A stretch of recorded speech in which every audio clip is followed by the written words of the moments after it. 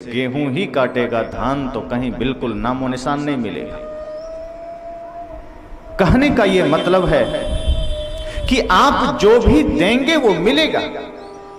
कर्म करने में आप स्वतंत्र हैं, लेकिन परिणाम भुगतने में फिर आप परतंत्र हैं। जिस वक्त कर्म करने की बारी है उस वक्त अपने आप में सजगता रखिए, उस वक्त अपने आप में सावधानी रखिए कि हमारा मन या हमारे द्वारा किए गए कर्म गलत ना हो जाए। उसी वक्त तक स्वतंत्रता है।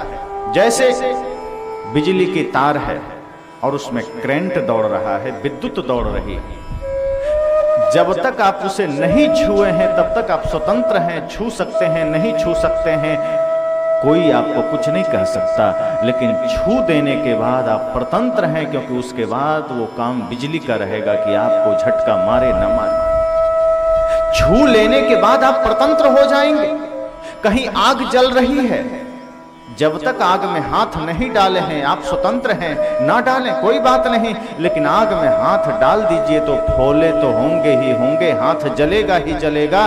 उसके बाद उस कष्ट को, उस पीड़ा को भोगने के लिए आप परतंत्र हैं। ना चाहो फिर भी हाथ जलने के बाद जो पीड़ा होती है वो होगी। हाथ जलने के बाद जो कष्ट होता है वो होगा, आपको कोई रोक नहीं सकता।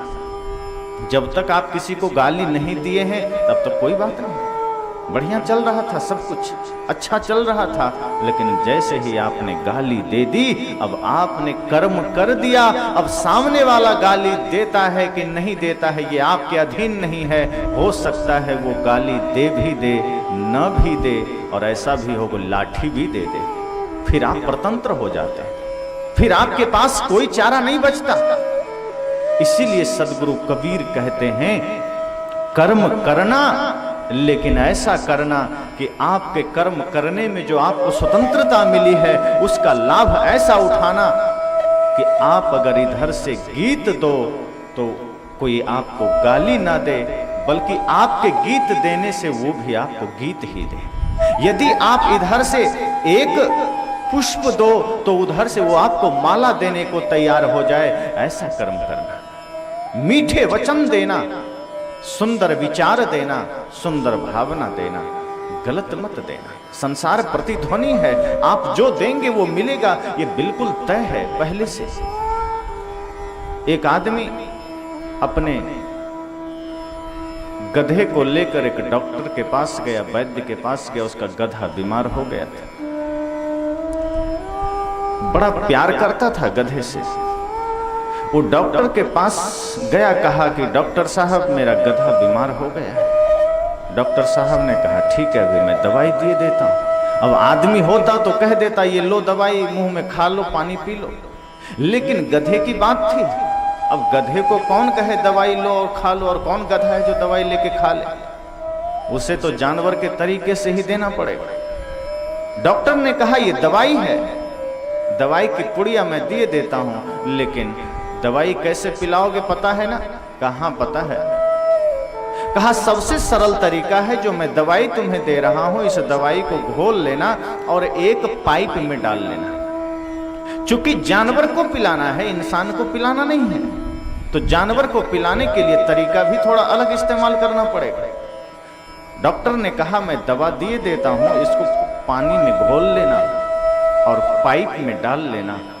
पाइप का एक सिरा, एक छोर गधे के मुख में दे देना और दूसरा छोर अपने मुख में ले लेना और जोर से फूंक मार देना। सारी दवा गधे के पेट में चली जाएगी और तेरा गधा ठीक हो जाएगा। उसने कहा तो बड़ा सरल तरीका बताया आपने। कहा तो डॉक्टर हूं, कोई तुम्हारे जैसा आम आदमी थोड़े ना, यही सब तरीकों के लिए तो मैंने पढ़ाई की।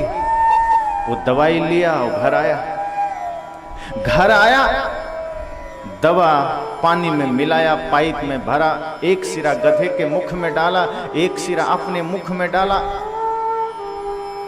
लेकिन एक दुर्घटना घट गई, और दुर्घटना ऐसी घटी कि वो सीधे अस्पताल में भर्ती हो गया। वो जो आदमी गधे की दवा के लिए गया था, जो गधे के बाबत गया था, गधे के संबंध में इलाज करवाने गया था, वो आदमी खुद अचानक आनन फानन में ऐसी घटना घटी कि अस्पताल में भर्ती हो गया। उस डॉक्टर को पता चला कि मैं जिस व्यक्ति को गधे के लिए दवाई दिया हूं बगल के अस्पताल में भर्ती है। मिलने पहुंचा, कहा क्या हो गया, अचानक तुम अस्पताल में कैसे आ गए? उसने कहा डॉक्टर साहब मत पूछो, आपकी दवा की ही करामात है। कहा नादान, मैंने दवा गधे के लिए दी थी, तूने क्यों पी ली? कहा गधे के लिए दी थी, पिलाना भी गधे को था, लेकिन एक दुर्घटना घट गई। कहा तुम बड़े नासमझ मालूम पड़ते हो, मैंने तो गधे की बीमारी के लिए दवा दी थी, तुम्हें कौन कहा था पीने? कहा मैंने पिया, कोई थोड़े शौक से थोड़े न पिया। कहा हुआ क्या था? कहा मैं गधे के मुख में एक सिरा डाला, एक सिरा अपने मुख में डाला, और मैं फूंक मारना ही चाहता था कि गधे ने पहले फूंक मार दी, और जो दवा गधे के पेट में जाना था वो मेरे पेट में आ गई। इस तरह से जो गधे को निरोग कर सकता था मुझे रोगी बना दिया। यही होता है, आप फूंक मारो उससे पहले सामने वाला फूंक मार देता है। आप किसी के लिए अहित चाहो उससे पहले आपका अहित हो जाता है। आप किसी के लिए गड्ढा खोदो उससे पहले आपके लिए गड्ढे तैयार होते हैं।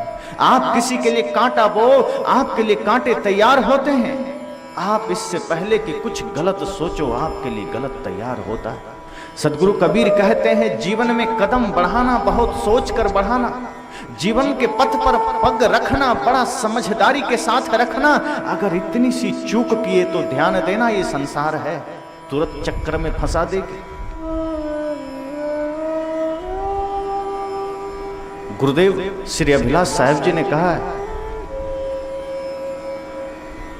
2 दिन की जिंदगी में मत दाग तू लगाना, चलना संभल संभल के, माया नगर यही है, माया नगर यही है। मन में संभल के देखो 2 दिन की जिंदगी है, यह ओस का बबूला, यह ओश का बबूला, तन ठहरता नहीं है, तन ठहरता नहीं है। मन में संभल के देखो 2 दिन की जिंदगी है। गुरुदेव कहते हैं मन में जरा संभल के देखना, जिंदगी बहुत थोड़ी है। और 2 दिन की भी जिंदगी कहना बस कह देते हैं, लेकिन 2 दिन की भी नहीं है। कौन ठिकाना हम कह सकते हैं क्या 2 दिन जी लेंगे? नहीं कह सकते। मैं कहा करता हूं कभी कभी कि जैसे आप दुकान में जाते हैं, ये बाजार है, तो दुकान में कुछ चीजें आप खरीदते हैं तो अक्सर ज्यादातर सामान आपको चाइनीज माल मिल जाती है, ज्यादातर चीजें आपको चाइनीज आइटम। तो आप दुकानदार से पूछते हैं कि दुकानदार साहब मैं जो सामान ले रहा हूं इसकी कोई गारंटी वारंटी है क्या? दुकानदार कहते हैं अरे ये चाइना माल है, इसकी कौन सी गारंटी कौन सी वारंटी, ले जाओ, चल गया तो चल गया, नहीं चला तो खत्म। और आप भी अनुभव करते हैं कि आप सामान लेते हैं, चल गया तो कभी कभी चाइना माल भी 5-5 साल चल जाता है, और नहीं चला तो दुकान से बाहर कदम रखो वहीं बिगड़ जाता है, उसका कोई ठिकाना नहीं। संतजन कहते हैं ये जीवन भी चाइना माल है, उससे ज्यादा कुछ नहीं है। क्यों? चल गया तो 100-100 साल चल जाता है, 120 साल चल जाता है, 130 साल चल जाता है, और नहीं चलता है तो मां के गर्भ में ही बच्चे गुजर जाते हैं। इतनी अनिश्चितता इस जीवन की है। इसलिए शरीर भी चाइना माल है, कह नहीं सकते कि 2 दिन भी चला जाएगा। इसलिए गुरुदेव कहते हैं कि ये जीवन संभल संभल कर चलना, कदम कदम पर कांटे हैं, कदम कदम पर माया खड़ी है, वो कब तुम्हें फंसा ले, वो कब तुम्हें अपने आगोश में ले ले, अब वो कब तुम्हें भटका दे, कब तुम्हारे मुख से क्या बोलवा दे, कोई ठिकाना नहीं। सजगता सावधानी अति आवश्यक है।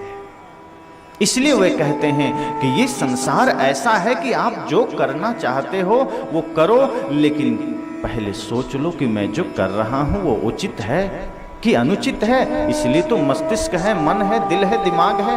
आदमी सोचता नहीं है। कई बार ऐसा होता है कि हम कुछ कर लेते हैं, बाद में सोचते हैं ओह मुझसे भूल हो गई। गुरुदेव कहते हैं पहले ही सोच लेते तो भूल ना होती। जैसे आप अनुभव किए होंगे, कभी आप किसी से झगड़ा कर लेते हैं, उसके बाद आपको लगता है मुझसे बड़ी भूल हो गई, हमें झगड़ा नहीं करना था। आप कभी किसी पर क्रोध कर लेते हैं, बाद में आपको एहसास होता है कि मैंने क्या कर दिया, मैंने क्रोध कर दिया। आप कभी किसी को गाली दे देते हैं, आपको बाद में लगता है वो मैंने क्या कर दिया, मैंने गाली दे दी। जिस वक्त आप ऐसा सोचते हैं उसी वक्त समझना ये ध्यान, ये सत्संग वहीं जागृत हो गया।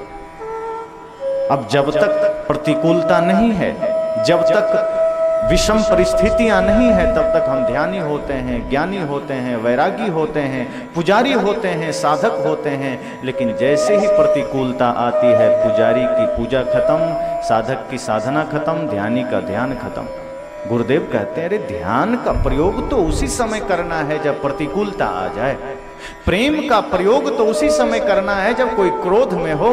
जब कोई क्रोध में ही ना हो तो ये तेरे पास प्रेम करेगा क्या।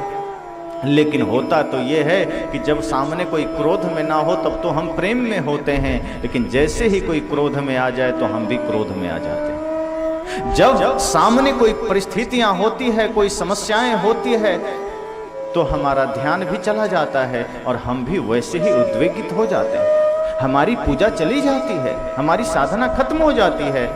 गुरुदेव कहते हैं संभल संभल कर चलना, कदम बढ़ाना, पर ये जगत को जरा पहचानना, इस जगत को जरा देखना, निहारना भली भांति कि ये जगत तो वैसा है कि जैसा चलो और जो दो